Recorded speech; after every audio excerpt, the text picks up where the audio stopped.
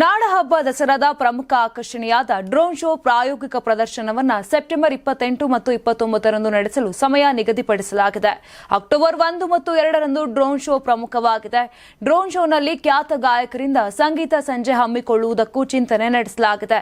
ವಿಜಯನಗರ 2ನೇ ಹಂತದಲ್ಲಿರುವ ಸೆಸ್ಕ್ ಪ್ರಧಾನ ಕಚೇರಿಯಲ್ಲಿ ನಡೆದ ಸಭೆಯಲ್ಲಿ ಜಿಲ್ಲಾಧಿಕಾರಿ ಜಿ ಲಕ್ಷ್ಮೀಕಾಂತ ರೆಡ್ಡಿ ಸಮಯ ನಿಗದಿಪಡಿಸಿದರು. ವಿದ್ಯುತ್ ದೀಪಾಲಂಕಾರ ಹಾಗೂ ಡ್ರೋನ್ ಶೋ ಯಶಸ್ಸಿಗೆ ಅಗತ್ಯ ಕ್ರಮಗಳನ್ನು ಕೈಗೊಳ್ಳಬೇಕು ಅಂತ ಅಧಿಕಾರಿಗಳಿಗೆ ಸೂಚನೆಯನ್ನ ಕೊಟ್ಟರು. ಬನ್ನಿ ಮಂಟಪದ ಪಂಚನ ಕವಾಯತು ಮೈದಾನದಲ್ಲಿ ಈ ಬಾರಿ ಏರ್ ಶೋ ಕೂಡ ನಡೆಯಲಿದೆ. ಇದರ ನಡುವೆ ಡ್ರೋನ್ ಶೋ ಹಮ್ಮಿಕೊಳ್ಳಬೇಕಿದೆ. ಅಲ್ಲದೆ ಪಂಚನ ಕವಾಯತು ತಾಲೀಮು ಸಹ ಇರೋದ್ರಿಂದ ಯಾವುದೇ ಅಡಚಣೆ ಆಗದಂತೆ ನೋಡಿಕೊಳ್ಳಬೇಕಾಗಿ ಸೂಚನೆಯನ್ನ ಕೊಟ್ಟರು. ಇನ್ನು ಡ್ರೋನ್ ಶೋ ಹಾಗೂ ಇನ್ನಿತರ ಕಾರ್ಯಕ್ರಮಗಳಿಗೆ ಅಗತ್ಯವಿರುವ ಧ್ವನಿ ಮತ್ತು ಬೆಳಕಿನ ವ್ಯವಸ್ಥೆಯನ್ನು ಎಂಡಿಎನಿಂದ ಮಾಡಿಕೊಳ್ಳಬೇಕು. ಸಂಗೀತ ಸಂಜೆ ಮತ್ತು ಸಾಂಸ್ಕೃತಿಕ ಕಾರ್ಯಕ್ರಮಕ್ಕೂ ಸಿದ್ಧತೆ ಕೈಗೊಳ್ಳಬೇಕು ಅಂತ ತಿಳಿಸಿದ್ರು. ನಿಗಮದ ವ್ಯವಸ್ಥಾಪಕ ನಿರ್ದೇಶಕ ಕೆಎಂ ಮುನಿಗೋಪಾಲರಾಜು ನಗರದ ಪ್ರಮುಖ ವೃತ್ತ ರಸ್ತೆಗಳು ಹಾಗೂ ಇನ್ನಿತರ ಸ್ಥಳಗಳಲ್ಲಿ ದೀಪಾಲಂಕಾರ ಮಾಡಲಾಗುವುದು ಅಂತ ತಿಳಿಸಿದರು.